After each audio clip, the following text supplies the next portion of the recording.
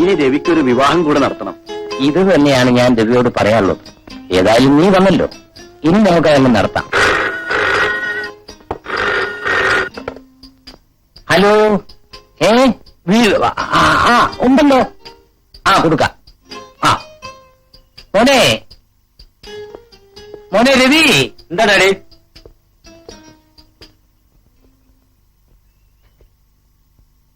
Hello. Yes, അതെ. ഞാനിപ്പോരാ.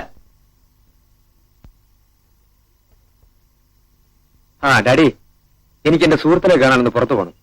ഞാനിപ്പോ എത്തിയേക്കാം. ഇപ്പൊ തന്നെ പോണോ മോനെ? വേണം ഡാഡി. സാരമില്ല കരുണ, പിള്ളേരല്ലേ. രവി പോയിട്ട് വാ. Okay daddy. By the by, with all your permission, എനിക്ക് അത്യാവശ്യമായ 10,000 rupees വേണമായിരുന്നു. ഓക്കെ?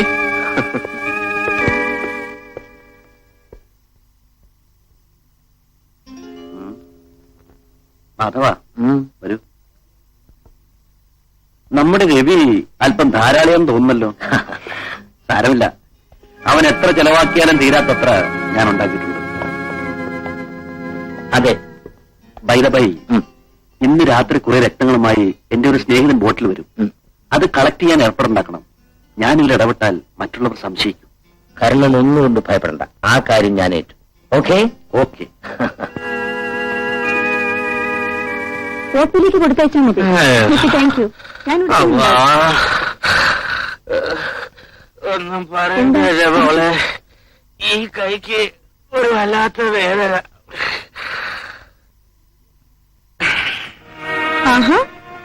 രാജയാണ്. ഞാൻ ഷീജയെ ഒന്ന് കാണാമെന്നതാ. ഷീജ, നമ്മുടെ അനിത മരിച്ചില്ലേ?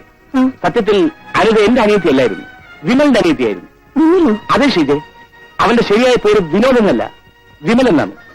നമ്മുടെ പഴയ ബാങ്ക് മാനേജർ ജോസഫിനെ കൊന്ന കേസില്ലേ, ആ ജോസഫിന്റെ മക്കളാണ് വിമലും അജിതയും അനിതയും. രാജു, അപ്പൊ അവരുടെ അപ്പോ ഷീജ അവരുടെ? അതെ, അവരുടെ അനുഭവം അനുഭവമാണ്. എനിക്കിപ്പോ അവരെ കാണണം. പ്ലീസ്, ബഹളം വയ്ക്കാതെ. വിമൽ ചില രഹസ്യങ്ങൾ ചോർത്തുന്ന തിരക്കിലാണ്. അത് കണ്ടുപിടിക്കുന്നത് വരെ രാജു, എനിക്കവരെ കണ്ടേ പറ്റൂ. നോക്കൂ, അനിതയുടെ കൊലയ്ക്ക് പിന്നിൽ മാധവൻ നമ്പിയാണുള്ളത്. അതിന്റെ ശരിയായ തെളിവ് കിട്ടണം. അതുവരെ ക്ഷമിച്ചോളൂ ഷീജ. രാജു, എന്റെ അജിതയെങ്കിലും എനിക്ക് കാണണം രാജു. ഞാനതിനുള്ള ഏർപ്പാടുണ്ടാക്കാം. ഞാൻ വരട്ടെ.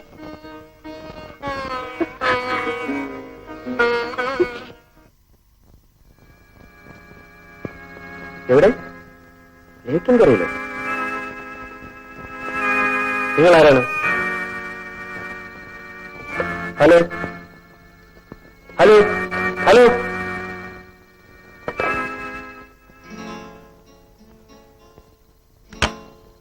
വിവരമെല്ലാം പോലീസിനെ ധരിപ്പിച്ചിട്ടുണ്ട്. പറഞ്ഞതുപോലെ എല്ലാം വളരെ സൂക്ഷിച്ചു വേണം. വിമൽ അവിടെ മാറി നിന്നാൽ അവർക്ക് എന്തെങ്കിലും സംശയം തോന്നും. ശരി, എന്നാ ഞാൻ പോട്ടെ. ഞാൻ അജിതയെ ഷീജയോട് പറഞ്ഞയക്കാം. ധൈര്യമായിട്ട് പോകും. എല്ലാ വിവരവും ഞാൻ ഷീജയോട് പറഞ്ഞിട്ടുണ്ട്.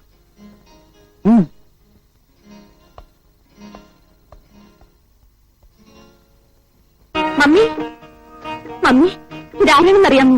എന്റെ അനുജത്തിയാണ്. മോളെ? അതെ മമ്മി, എന്റെ അനുജത്തിയാ. അന്നൊരാൾ എന്നെ റവഡിയിൽ നിന്ന് രക്ഷിച്ചില്ലേ, അയാളിന്റെ അനുജന വിമൽ. മോളെ ഇരിക്കെ. മരിച്ചുപോയ അജിതയില്ലേ, അവളും എന്റെ അനുജത്തിയായിരുന്നു മമ്മി. ചേച്ചി അറിയാതെ മോളെ.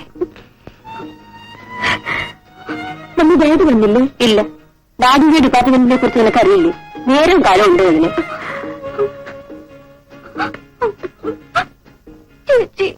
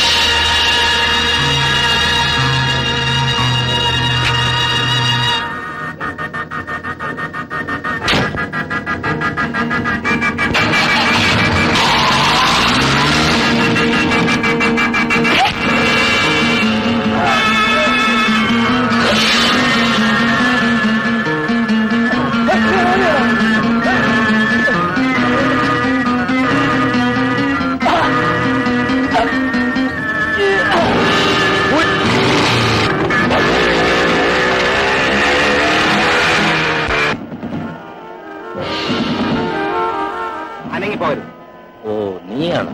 അതെ, ഞാൻ തന്നെ. മിസ്റ്റർ തമ്പി, വണ്ടി ഇവിടെ നിർത്തണം.